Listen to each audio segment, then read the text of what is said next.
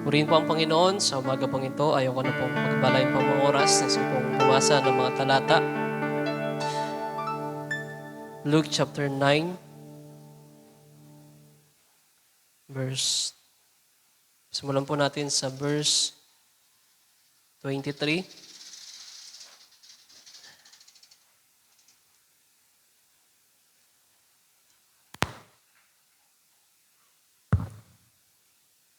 And he said to them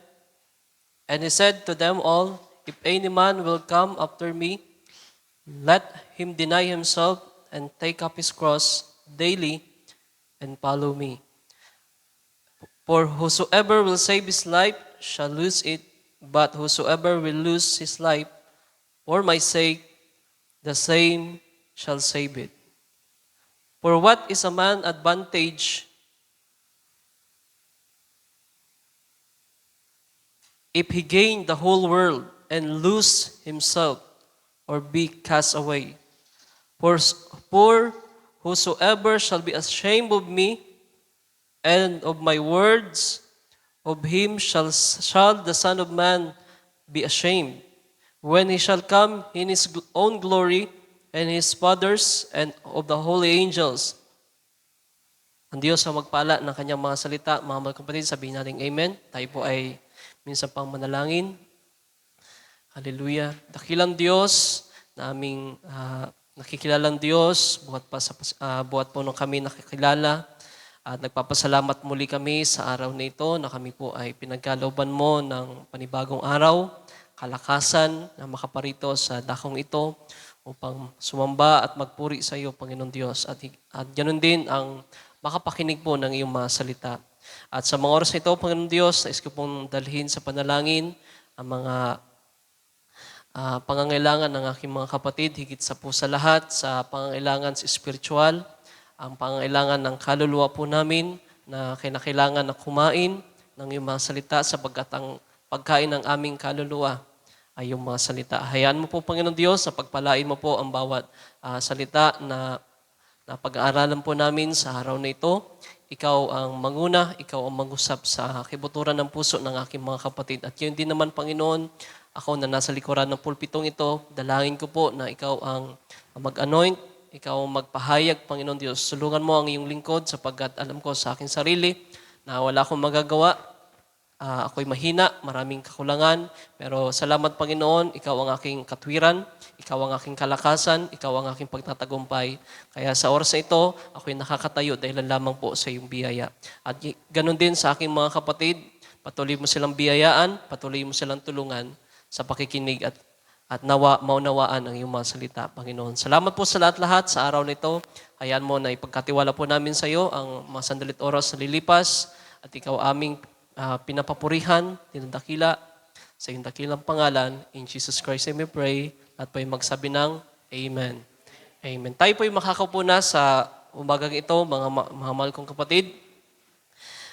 It's good to be in the house of the Lord, mga kapatid. Salamat sa biyaya muli ng ating Panginoon na tayo po ay nakaparito sa gawain ng Panginoon upang makinig po ng kanyang mga salita at sana ay nandoon yung kasiyahan natin, nandoon yung patuloy na pagtitiis natin at sana mga kapatid ay makuha nyo yung nais kong pahayag sa araw nito at ang Diyos ng bahala sa bawat ipapangusap sa araw nito. At nais ko pong mag-topic ng isang masasabi ko na ito ay basic pero sa mga baguhan natin na mga mananampalataya ay mahalaga. Pero sa mga matatagal na sa paglilingkod sa Panginoon, ito po ay refreshment sa atin. At napakahalaga na ito ay sapagkat ito ay basic sa mga mananampalataya, pero napakahalaga mga mahal kong kapatid. At habang ako po ay nagbubulay-bulay sa mga salita ng Diyos, nais ko sanang sundan yung isang tinapik ko nung nakaraan, blessing and curse, pero dito ako dinala ng inspirasyon mga kapatid. At nais kong titlean yung aking ipapangaral, ipapag-usap sa araw na ito na Deny Yourself, Take Up Your Cross, and Follow Me. Bilang tayo na mga tinawag, mga kapatid, lahat po ba tayo ay tinawag? Hindi lamang tayo tinawag, kundi tayo po ay pinili ng Diyos.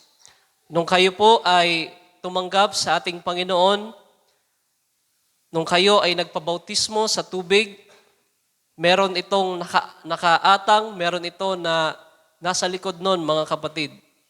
Sapagkat marami ang naging Kristiyano sa panahon natin ngayon na tila baga naging magaan yung pagiging Kristiyano. Sapagkat karamihan ng denomination ay ibinababa nila yung standard ng pagsunod, binababa nila yung kautusan ng Panginoon upang magpit lamang sila, upang mas maraming tao ang maengganyo at mas maraming tao ang lumapit sa Panginoon, mga mahal kong kapatid.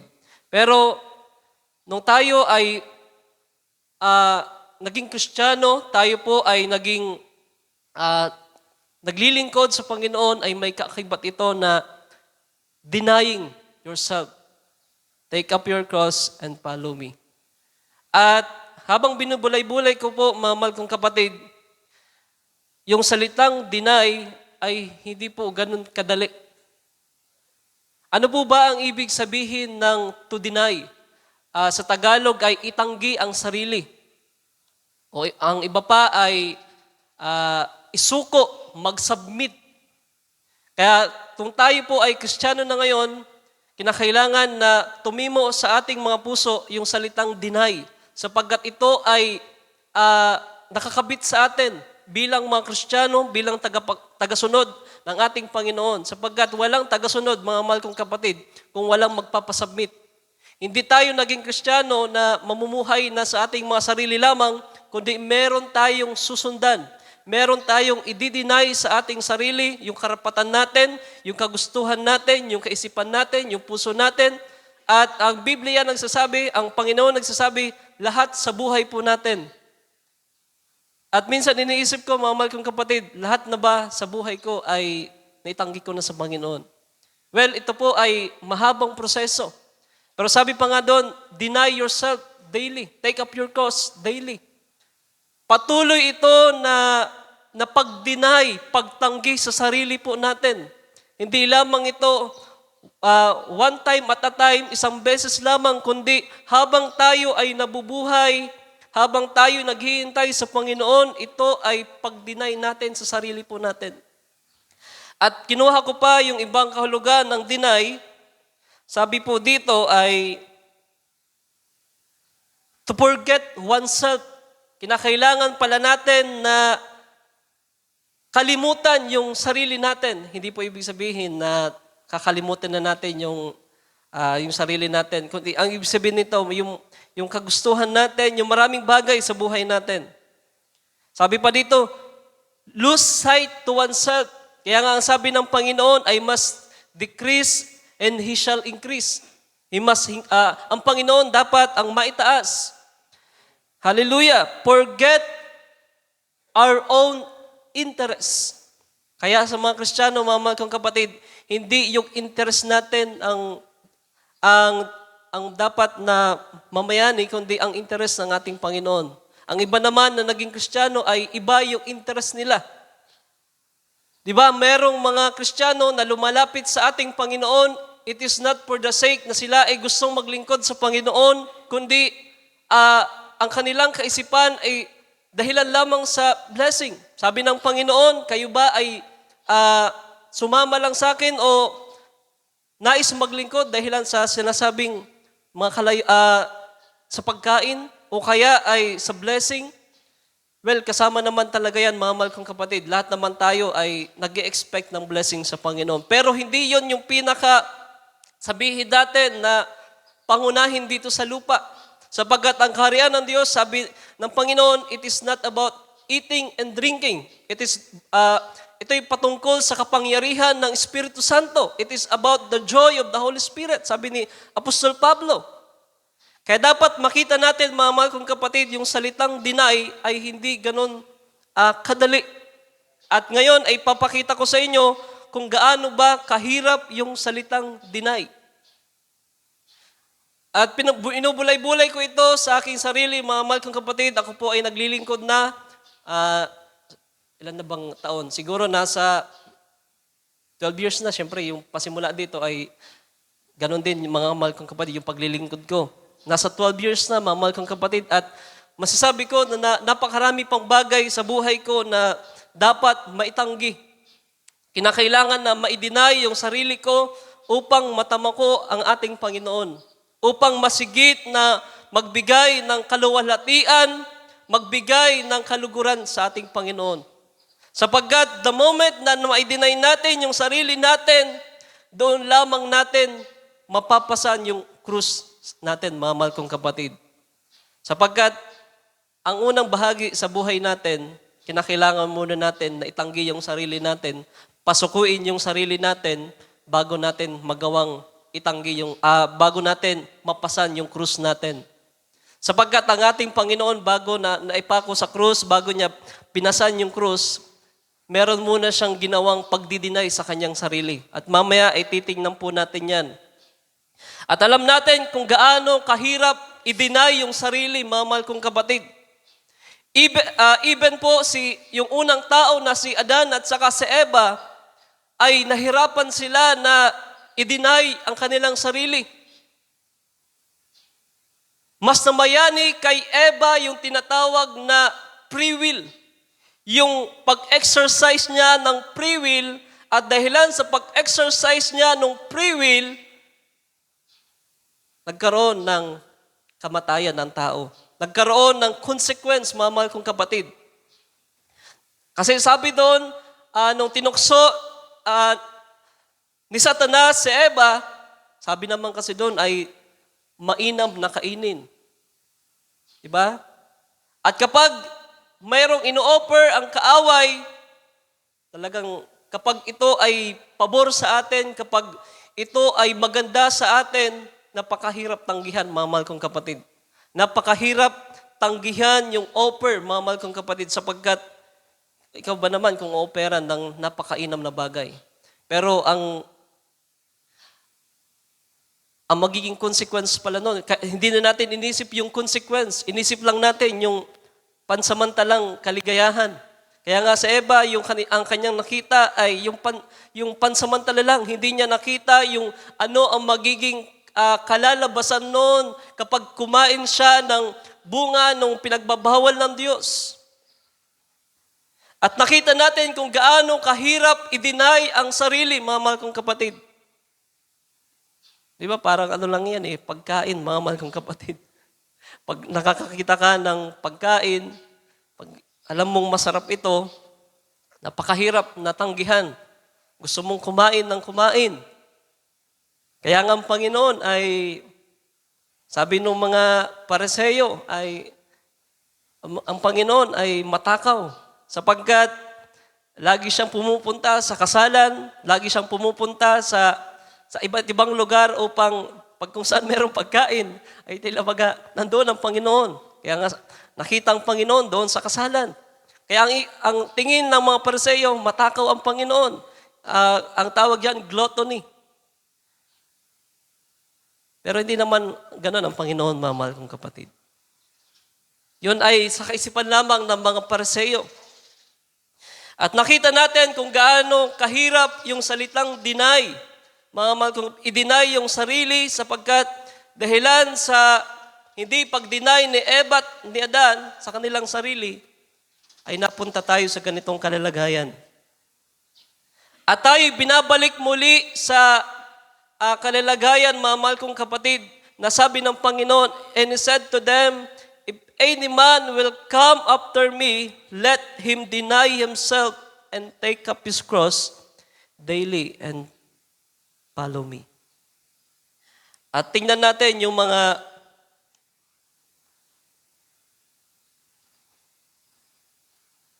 ang ating Panginoon mismo ay nakaranas nito ng pagdidinay sa kanyang sarili na tila baga ito ay napakahirap.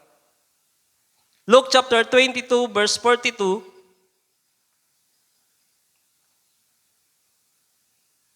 Basahin po natin. Luke chapter 22 verse 42 at sabi diyan, Siguro sa King James Version. Saying, Father, if thou be willing, remove this cup from me. Nevertheless, not my will, but thine be done.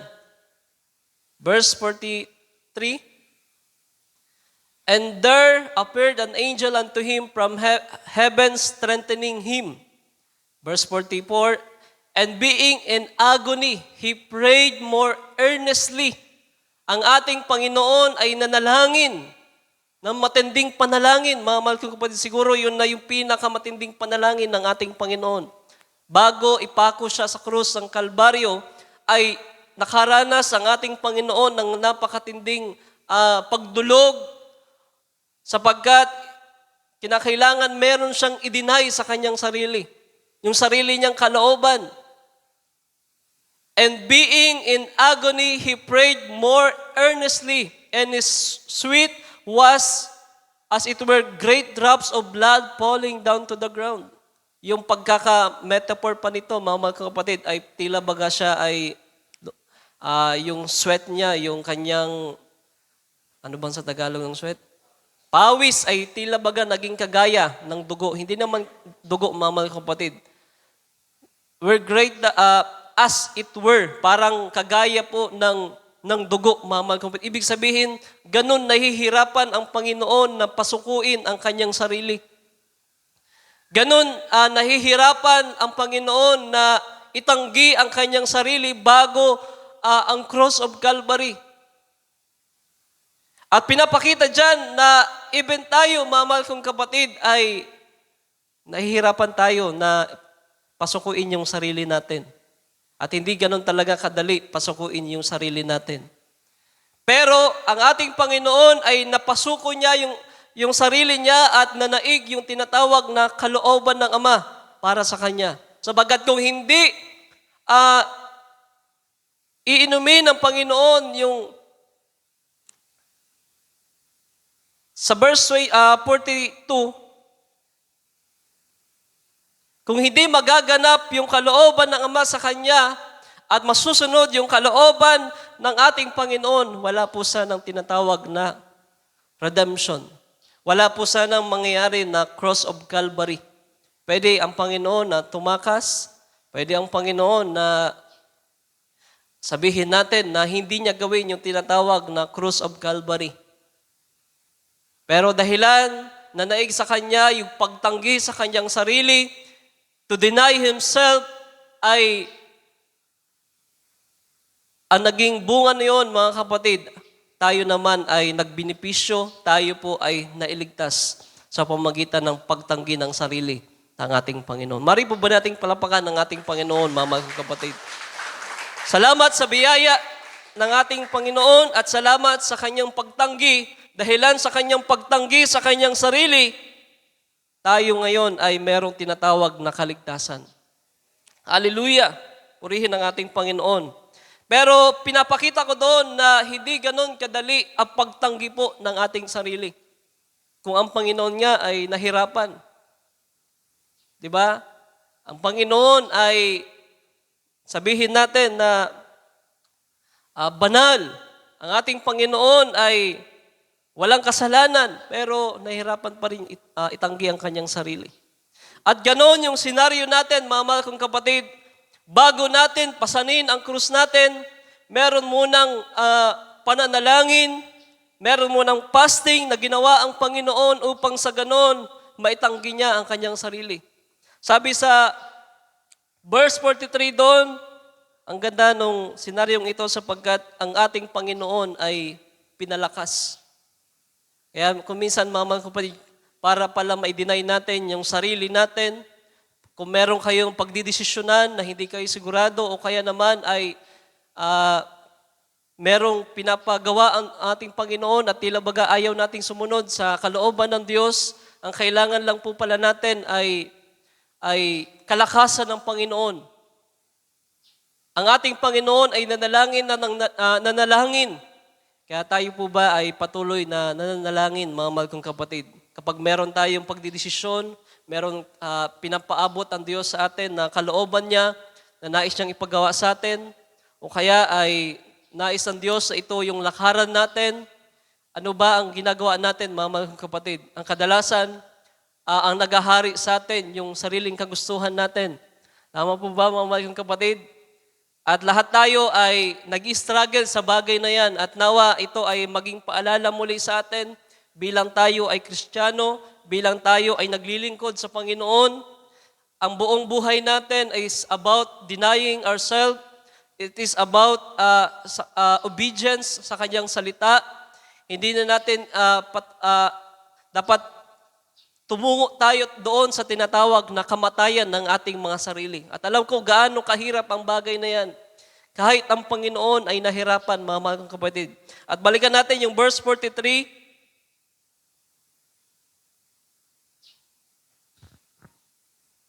And there appeared an angel unto him from heaven, strengthening him. Diba nakita natin na merong anghel ng Panginoon na nagpalakas sa kanya. Merong sinugo upang palakasin ng ating Panginoon. At the same with us, mga mahal kong kapatid, kapag tayo ay nananalangin sa kanyang kalooban, habang tayo ay nais natin na isuko yung sarili natin, tila baga kapag tayo ay nanalangin, nagpasing sa Panginoon, ay tila baga merong kalakasan na binibigay. Merong, lalo na kapag naranasan natin yung tinatawag na presensya ng Diyos. Naranasan po ba natin yung presensya ng Diyos sa ating mga panalangin, mga mahal kong kapatid? At nung Miyerkules ay tila baga ito yung kulang sa panahon natin ngayon, mga mahal kong kapatid, yung tinatawag na praying and fasting. At naniniwala ko na darating isang araw na bago ang pagbabalik ng Panginoon ay tayo ay dadalhin sa ganitong senaryo, tayo ay dadalhin sa ganitong kalalagayan upang sa ganon ay maitanggi natin ang ating sarili. Sapagkat napakahirap itanggi yung sarili natin, mga mahal kong kapatid, without praying and fasting. Kaya nga, ang mga alagad noon, bago yung Pentecost, sila ay nasa tinatawag na praying and fasting. At habang ako po ay nagbubulay-bulay pa sa mga panahong nagdaan, ay naranasan ko na i-deny yung sarili ko at patuloy na pag-deny yung sarili, mga mahal kong kapatid. Nung ako po ay baguhan pa lamang sa paglilingkod na ito, ay hindi ko pa po naiintindihan ang mga maraming bagay. Hindi ko pa po naiintindihan yung paglilingkod sa Panginoon, pero isang bagay po ang naiintindihan ko na kailangan pala ng mga Kristiyano na kung tayo ay nabautismuhan sa tubig, kung tayo ay nais maglingkod sa Panginoon, marami tayong i-deny sa ating mga sarili.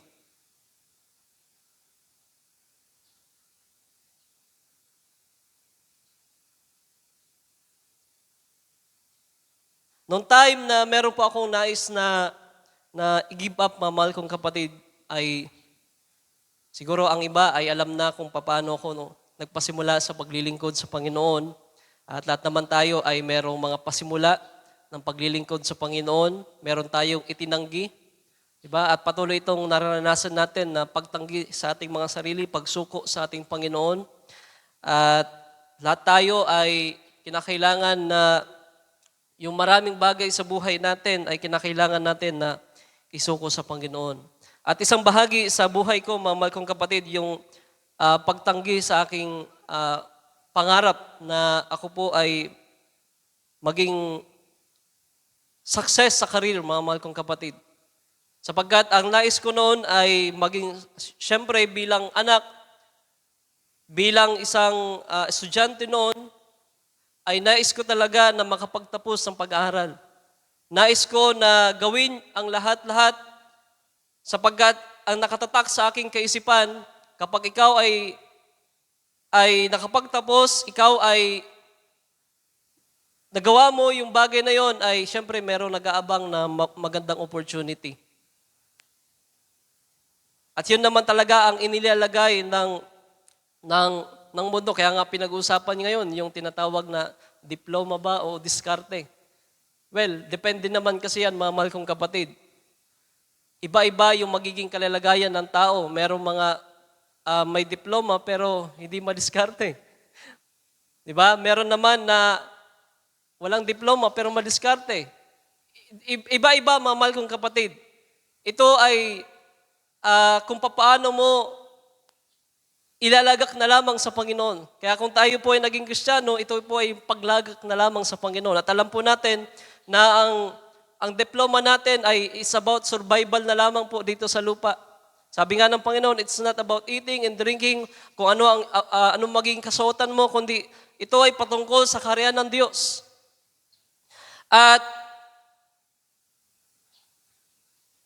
nung time na yon ay iniisip ko na siyempre dapat ako po ay graduate, ako po ay makapagtapos ng pag-aaral sapagkat ang goal ko noon ay siyempre maging mayaman at maging maayos yung kalalagayan sa buhay. Pero nung nakilala ko ang Panginoon, mga mahal kong kapatid, ay tila baga maraming pagbabago sa aking kaisipan habang nakikinig ng kanyang mga salita, habang binubulay ang kanyang mga salita, ay meron tila baga pagbabago sa aking kaisipan kung ano talaga yung mahalaga, ano yung bagay na importante sa buhay na ito. Hindi ko po sinasabi na huwag na kayo mag-aral kasi hindi naman tayo extreme, kundi tayo po ay balanse lang. Ito po ay depende kung anong kalooban ng Diyos sa buhay nyo. Diba? Ito po ay depende sa dealing ng Panginoon kung ano ang nais niya na ipagawa sa inyo, ano ang bagay na nais niya na kunin sa inyo. Kasi hindi lahat ay gano'n ang magiging senaryo. Iba-iba yung magiging kalalagayan po natin. Ang iba ay makakapagtapos ng pag-aaral and they become successful. Sila ay pagpapalain ng Panginoon sa bagay na yon. Pero mayroong namang iba na kukunin yung bagay na yun sa Kanya at maglilingkod sa Panginoon at at the end of the day, i-reward siya ng Panginoon. Iba-iba yung kalalagayan, mga mahal kong kapatid. At hindi tayo pwedeng maging extreme kasi kapag naging extreme tayo, di ba? Yung mga panahon na nagdaan, naalala po natin nung time na 1977, sabi doon na magra-rapture na, wag na mag-aaral, wala nang gagawin. At they become extreme kaya merong mga natisod. Pero tayo, mga kong kapatid, tayo po ay nagiging balanse lang upang sa ganon ay makuha natin. Makuha natin yung kalooban ng Diyos sa buhay po natin. At sa buhay ko, mga mahal kong kapatid, ay nung third year high school ako ay nasa kalalagayan kaming hindi mainam ang pinansyal. We are struggling sa pinansyal po namin, sa pamilya ko at naisip ko at dinudulog ko sa Panginoon, ano kaya kung ako po ay tumigil na sa pag-aaral nung time na yon. At hindi po ganun kadali na i-deny yung sarili sapagkat sabi ko nga nakasalala yung future ko doon. Hindi ganun kadali na basta mo na lamang na i-deny, itatanggi mo, alisin mo yung pag-asa mong yun. Sapagkat umaasa rin ako na kapag ako ay graduate, of course may mabuting akong patutunguhan. Yun ang kaisipan ko nung ako po ay nag-aaral. Kasi nilalagay na sa aking kaisipan noon, sabi ko, yung engineer na ito ay nagkaroon ng kotse, nagkaroon ng ganitong buhay. Sabi ko, ito rin yung pangarap ko. Pero habang ako po ay nakakilala sa Panginoon, tila baga merong ipinapangusap ang Panginoon sa puso ko noon na almost, sabi ko nga, 3 months ko na ipinagpipray sa Panginoon mula January hanggang sa kung ako nagkakamali, mga March. 3 months or to 4 months, mga mahal kong kapatid. At ako po ay patuloy na nanalangin kung ano ba, mag-aaral pa ba ako o kaya ako ay hindi na mag-aaral. Ganun po yung aking kaisipan. At that time, napakahirap itanggi ng sarili, mga mahal kong kapatid. Sapagkat alam natin, kapag doon yung pag-asa mo, doon yung iniisip mo na magiging future mo, napakahirap itanggi, mga mahal kong kapatid. Pero at the end of the day, Binigyan ako ng kalakasan ng Panginoon. Binigyan ako ng, nung camp meeting na yon ay December 2012, kung di ako nagkakamali, or 2013 nata yun. Merong kalakasan na binigay ang Panginoon sa akin. At nandoon yung advice sa akin ni Kuya Ryan dati noon, mga mahal kong kapatid. At kasi meron akong kailangan pagdesisyonan. At by the grace of God, ay yun ang nais na kunin sa akin ng Panginoon. At ginibap ko yung pag-aaral ko at ako'y naglingkod sa Panginoon, mga mahal kong kapatid. At kuminsan, habang lumalaon, ay gusto ko pa na bumalik sa pag-aaral, pero tila baga iba yung nagiging sitwasyon ng buhay ko at tila baga iba yung ipinapakita ng Diyos sa buhay ko. Kaya it is about dealing, ito ay kung ano ang nais na kunin sa iyo ng ating Panginoon. Ano yung kailangan mong i-deny sa sarili mo. At doon tayo tutungo, doon tayo lalakad, mamal kong kapatid.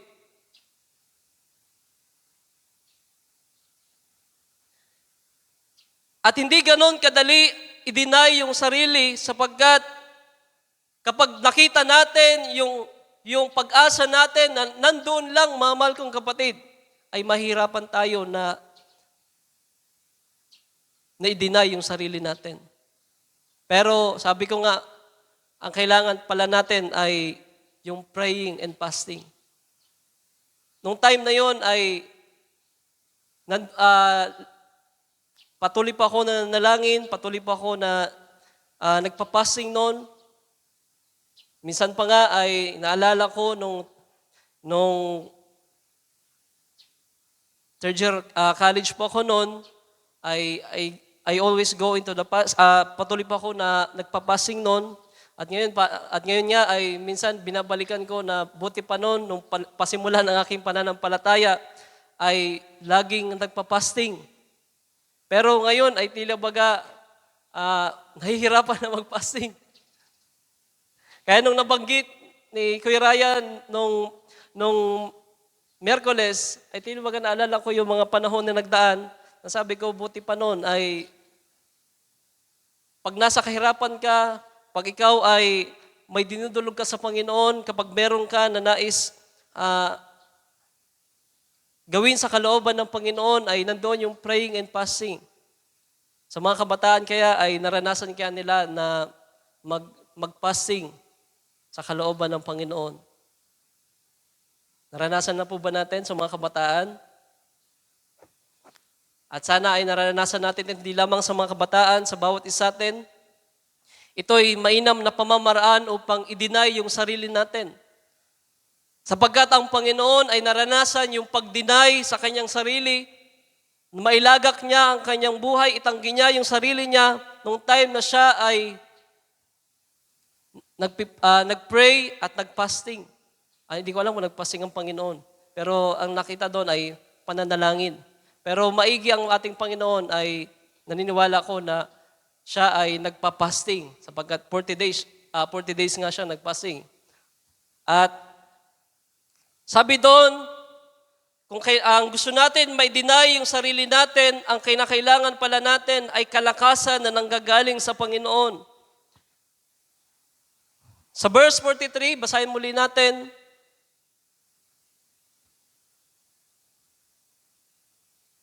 Luke chapter 22.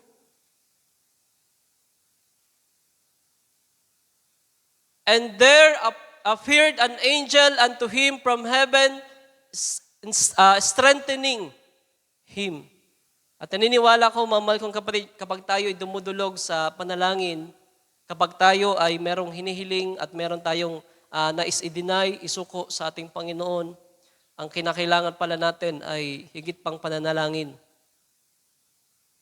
At sabi diyan, ang mga anghel ay nagbigay ng kalakasan sa ating Panginoon. Nais po ba natin ang higit pang kalakasan upang ma-deny natin yung sarili po natin? Kung walang kalakasan na manggagaling sa Panginoon, napakahirap na i-deny po yung sarili natin, isuko yung sarili po natin.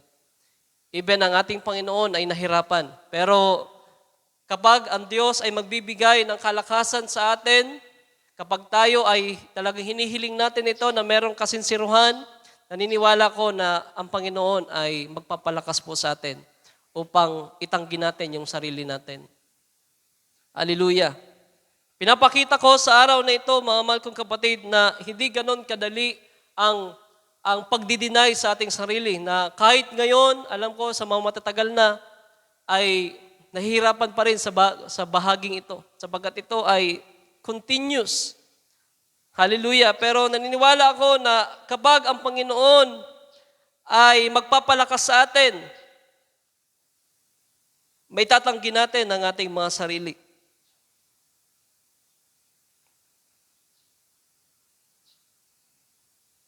At basahin natin yung kay Apostol Pablo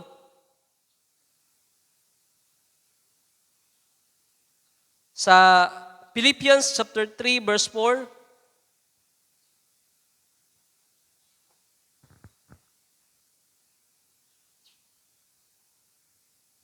Kilala natin po si Apostol Pablo bilang siya po ay matuwid. Pwede nating sabihin na siya po ay matindi sa kautusan. Kagaya po siya ng binatang mayaman, matuwid at sumusunod sa kalooban ng Diyos, sumusunod sa kautusan. At nakilala si Apostol Pablo na nasa mataas sa kalagayan. Sabi diyan, though I might also have confidence in the flesh.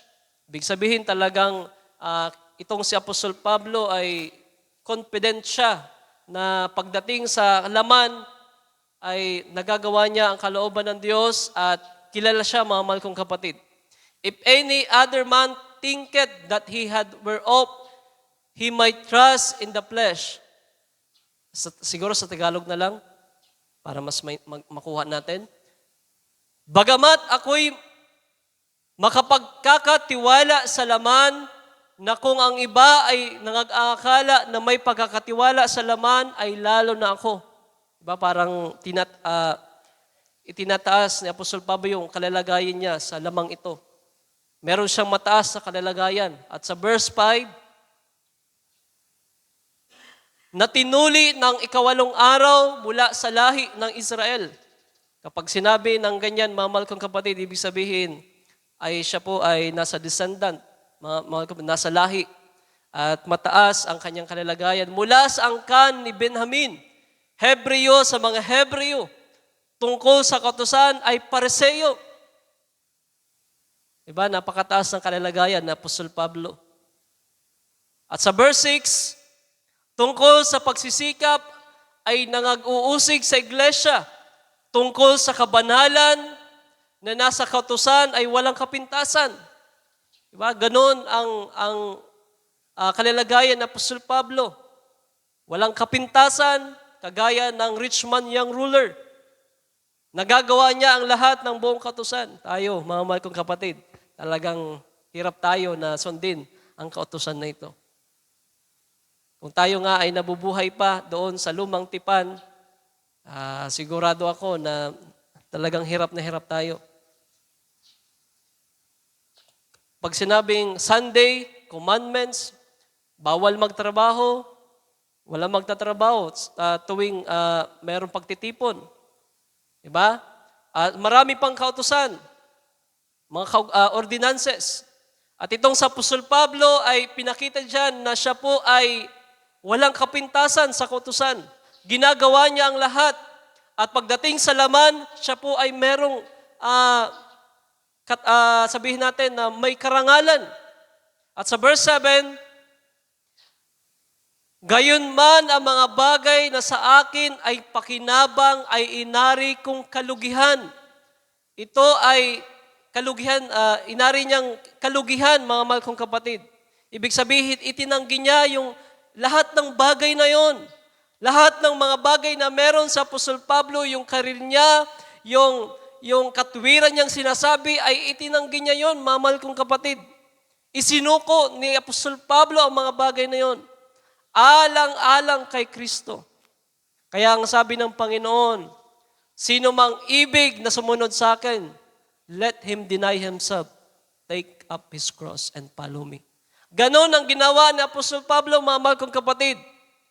Maaring siya po ay merong, sabihin natin na meron siyang ari-arian. Diba? Pero naniniwala ko na iyon ay ginamit niya sa ministry o kaya iyon ay inalis niya na.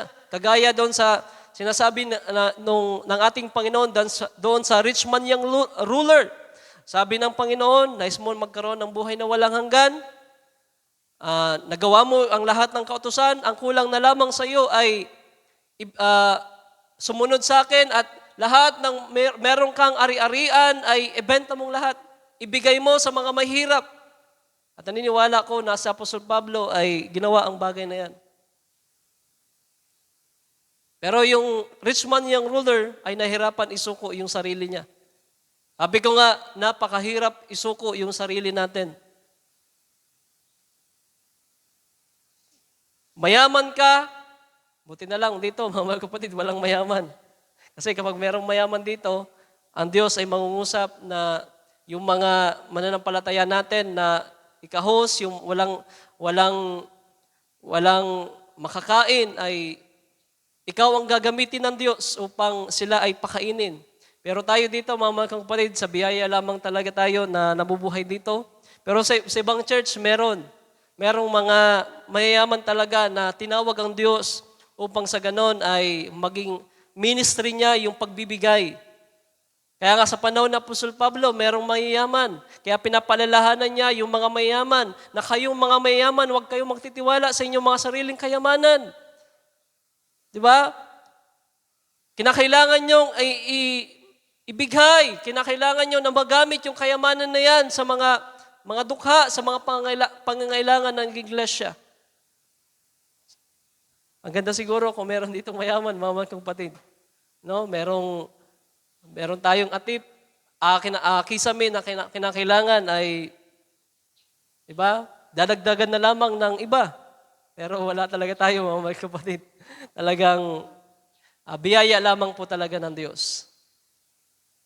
Pero sa ibang church ay meron tayong mga kilala na meron talagang mga factory, merong mga mayaman, pero sila po ay ginagamit ng Diyos.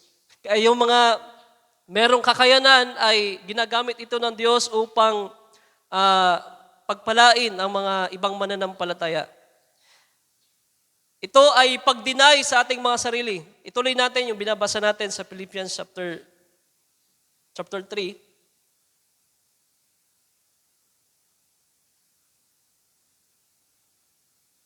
Oo nga, ang lahat ng mga bagay ay inari kong kalugihan dahil sa dakilang kagalingan ng pagkakilala kay Kristo Jesus.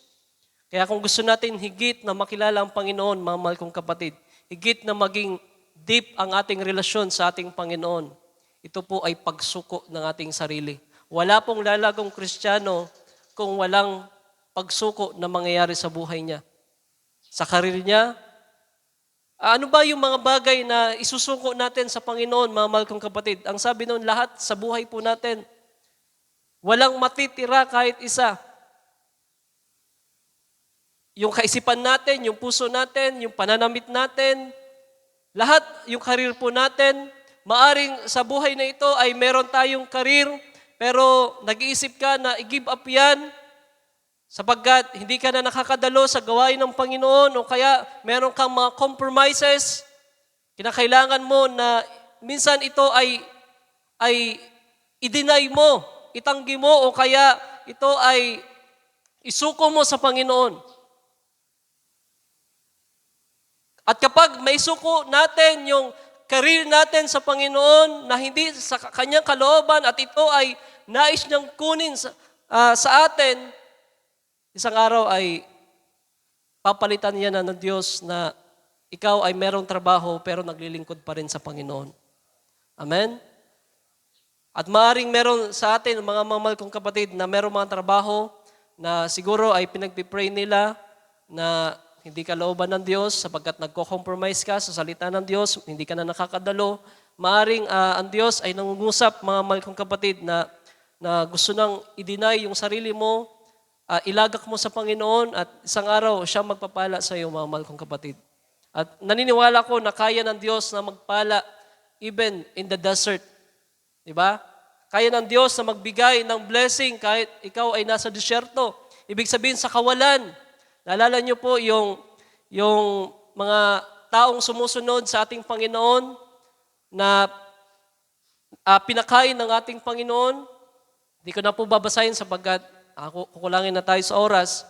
Yung mga alagad at yung mga tao na sumunod sa ating Panginoon hanggang doon sa disyerto. Wala silang kasiguruhan kung ano ang naghihintay sa kanila doon sa disyerto. Kapag sinabi pong disyerto, syempre wala ka doon mabibilhan. Wala ka doon na anumang comfort na pwede mong maranasan.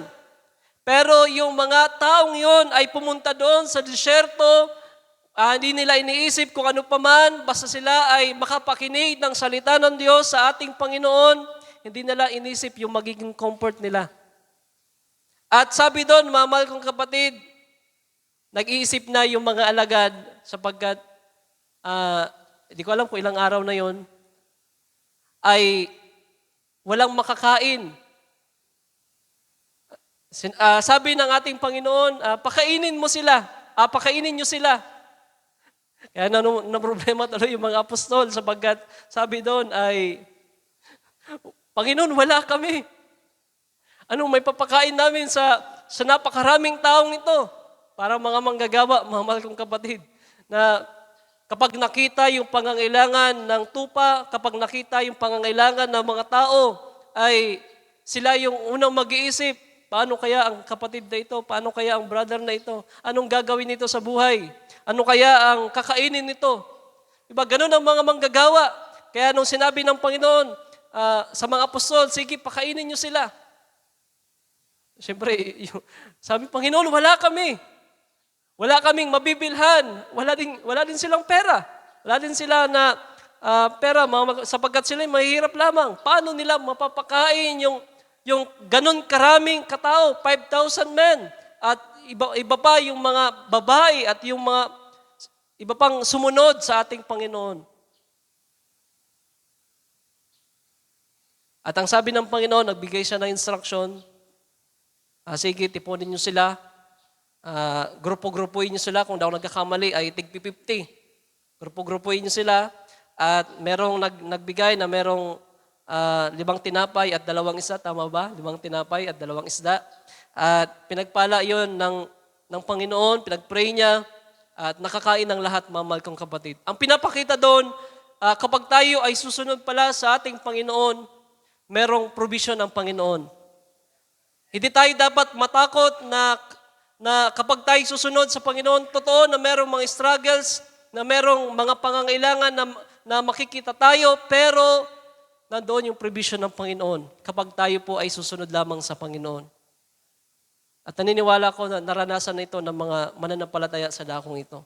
Diba, isipin nyo, dito tayo sa gitna ng pero ang Diyos ay nagbigay ng provision. Yung mga taong ito ay mga tao na hindi naman namin iniisip na paano ang buhay namin dito. Siguro kung mga mahal kong kapatid, kung hindi ako naging mananampalataya, wala din ako sa dakong ito. Pero by the grace of God, kung saan ka tinawag ng Diyos, parang si Abraham, nung siya po ay tinawag ng Diyos, hindi niya po alam ang kanyang gagawin, pero dininay niya yung sarili niya, dininay niya yung lugar niya, tinanggi niya na doon siya manirahan at maninirahan siya doon sa nais ng Diyos para sa kanya. Doon sa Kanaan, kung saan nangako ang Diyos sa pagpapalain si Abraham. At naniniwala ko, mga mahal kong kapatid, na kapag tayo'y maghihintay sa blessing ng Panginoon at tayo mananatili doon sa nais niya sa atin, doon tayo pagpapalain. Nandoon yung provision.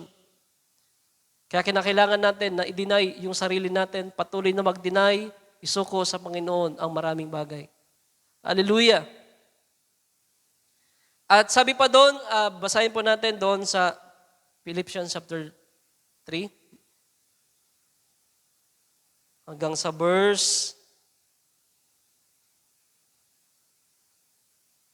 mabahaba. Verse 10, hanggang verse 10. At verse 8, O nga, ang lahat ng mga bagay ay nari kong kalugihan dahil sa dakilang kagalingan ng pagkakilala kay Kristo Jesus na Panginoon ko.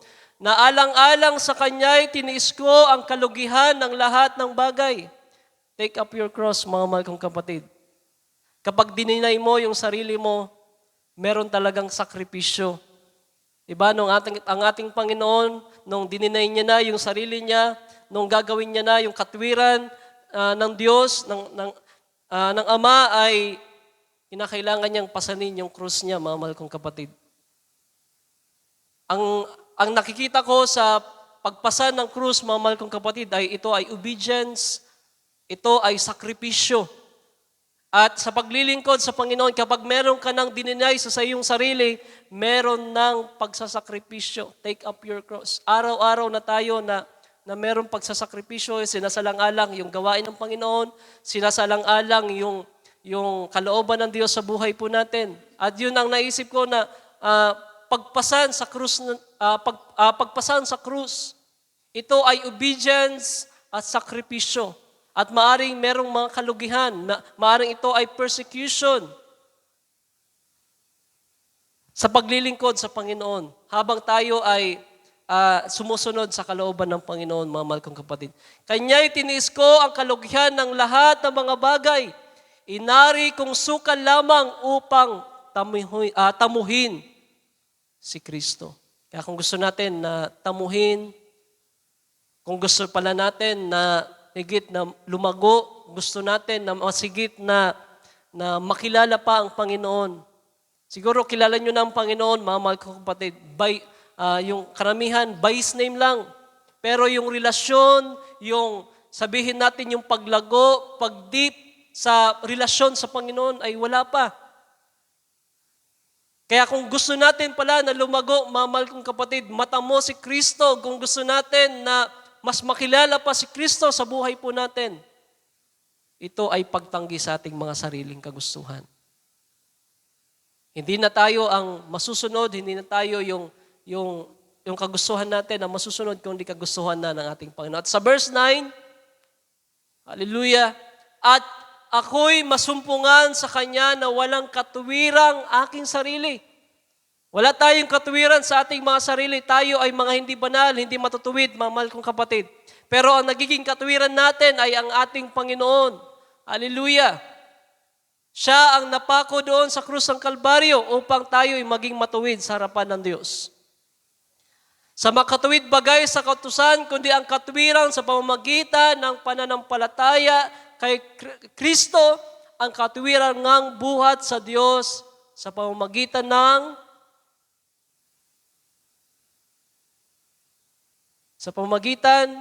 ng pananampalataya. At sa verse 10, last verse, upang makilala ko siya at ang kapangyarihan ng kanyang pagkabuhay namang muli.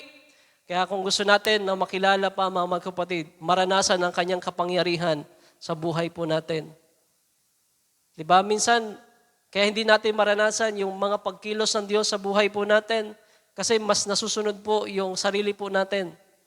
Pero kung tayo pala ay i-deny natin yung sarili po natin, isusuko sa Panginoon yung kagustuhan po natin, sa pangarap natin, sa trabaho po natin, merong pagkilos ang Diyos na gagawin, mga mahal kong kapatid. At naalala ko pa yung mga panahon na nagdaan, kung papaano kumikilos ang Diyos sa iglesyang ito.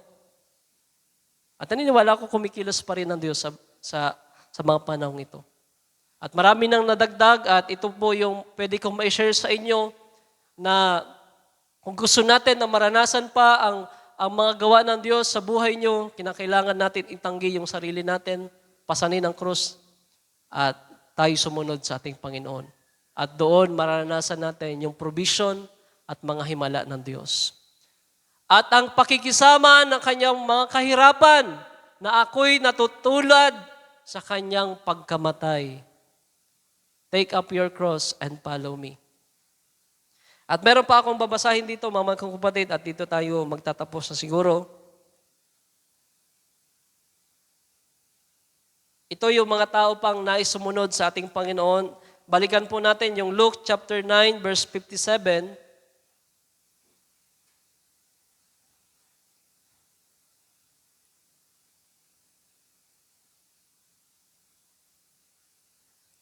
At paglakad nila sa daan ay may nagsabi sa kanya, "Susunod ako sa iyo saan ka man pumaroon." At sinabi sa kanya ni Jesus, "May mga lungga ang mga sora at ang mga ibon sa langit ay may mga pugad, datapat ang anak ng tao ay walang kahiligan ang kanyang ulo." Ibig sabihin yung unan, mahal kong kapatid. Ang tinutukoy dyan yung eskriba. Sa ibang mga, sa Matthew siguro yon, ang taong yan ay eskriba yan na gustong sumunod sa ating Panginoon. At pag sinabing scribes ay tagasulat yan ng kautusan, mahal kong kapatid. At nakilala ang Panginoon at ang sabi ng scribe na ito, "Panginoon, gusto kong sumunod sa iyo."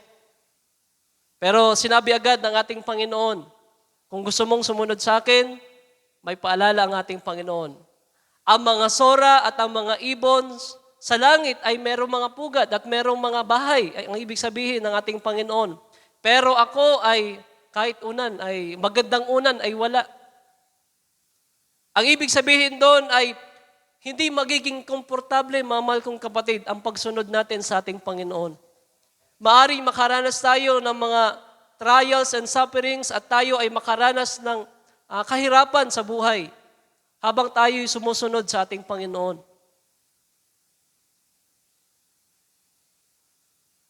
At sa verse 59, yung isa pang ito na gustong sumunod sa ating Panginoon, at sinabi niya sa iba, "Sumunod ka sa akin." Datapat siya nagsabi, "Panginoon, tulutan mo muna akong makauwi at mailibing ko ang aking ama." Diba? Ito yung isang bahagi pa na nais sumunod sa ating Panginoon. Nais niya munang merong unahin siya. Diba? Gusto niya munang unahin ang kanyang pamilya. Pero naniniwala ko, mga mahal kong kapatid, kung uunahin natin ang ating Panginoon, bahala ang Panginoon sa ating pamilya, mga mahal kong kapatid. Minsan kasi sabi ng ating Panginoon, sino mang higit na umibig sa kanyang pamilya na higit kaysa sa akin, ay hindi karapat-dapat sa akin na maging disipulo ko. Kaya pinapakita doon, mga mahal kong kapatid, na masigit pala natin na una ang ating Panginoon. Hindi po ibig sabihin na pababayaan natin yung pamilya natin. Ibig sabihin lamang ng ating Panginoon ay mas namamayani sa atin yung prioridad patungkol sa paglilingkod sa ating Panginoon. Hallelujah!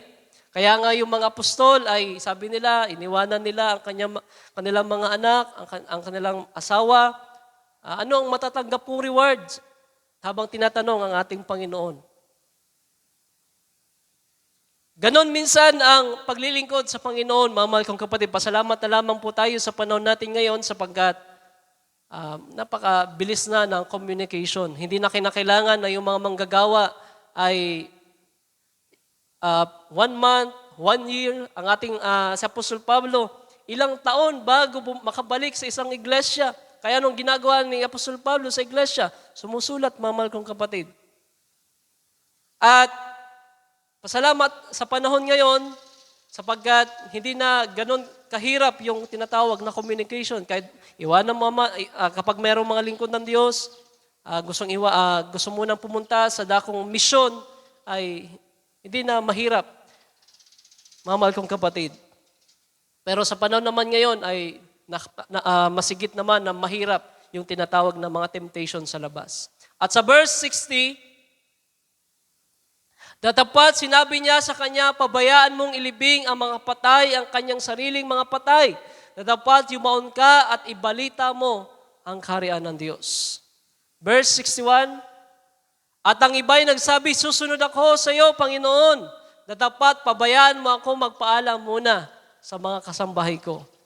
At next verse, datapat sinabi sa kanya ni Jesus, "Walang taong pagkahawak sa araro at lumilingon sa likod ay karapat-dapat sa kaharian ng Diyos." Pinapakita lamang doon, mga mahal kong kapatid, na ganun ang pagsunod sa ating Panginoon, ang pag-deny natin sa ating mga sariling kagustuhan. Maaring ito ay sa pamagitan ng karir po natin, sa mga temptations, at sa iba pang mga persecution, sa maraming bahagi sa buhay natin, mga mahal kong kapatid, na kinakailangan nating isuko. At Dito ako magtatapos, mga mahal kong kapatid, na yung konklusyon natin na mahirap ang pagdideny sa ating mga sarili. Pero naniniwala naman ako na kapag tayo ay manalangin, idudulog sa Panginoon, kagaya ng ginawa ng ating Panginoon, siya po ay magbibigay po sa atin ng kalakasan. Lalo na po sa mga meron pagdidesisyon, meron silang tinitingnan sa kalooban ng Diyos, na meron silang nais na tahakin sa kalooban ng Diyos. Ang kailangan po natin, i-deny yung sarili natin. At may di-deny lamang po natin yung sariling kagustuhan natin. Maliban na tayo ay iluhod yan sa ating Panginoon. Tayo ay patuloy na ilagak yung buhay natin sa Panginoon. At nawa, mga mahal kong kapatid, kayo ay naunawaan yung aking ipinangaral sa araw na ito at kayo po ay pagpalain sa araw na ito, mga mahal kong kapatid. Deny yourself, take up your cross, and follow me. Sino man na ibig na sumunod sa akin, ay kinakailangan nilang itanggi yung sarili nila. Kinakailangan na magsakripisyo sa paglilingkod na ito, mga mahal kong kapatid, habang tayo ay sumusunod sa ating Panginoon. At basahin natin yung Luke chapter 9,